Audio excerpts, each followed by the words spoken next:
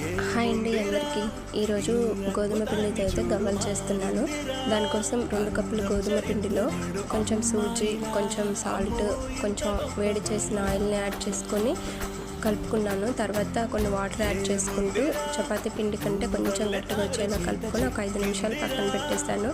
తర్వాత గవ్వల పీటకి oil apply చేసి గవ్వలన్నీ కూడా ఈ విధంగా ప్రిపేర్ చేసుకొని పక్కన పెట్టాను. నెక్స్ట్ ఆయిల్ని అయితే హీట్ చేసుకొని మీడియం ఫ్లేమ్లో పెట్టుకొని గవ్వలన్నీ బ్రౌన్ కలర్ వచ్చేంత వరకు ఫ్రై చేసుకున్నాను. ఇలా బ్రౌన్ కలర్ వచ్చిన గవ్వలన్నీ తీసి పక్కన ప్లేట్లో ఉంచాను. తర్వాత పాకం కోసం 1 కప్పు బెల్లాన్ని అయితే తీసుకున్నాను. 1 కప్పు కంటే కొంచెం ఎక్కువ తీసుకొని తీగ పాకం వచ్చేంత వరకు ఉంచుకొని తర్వాత స్టవ్ ఆఫ్ చేసి గవ్వలన్నీ యాడ్ చేశాను.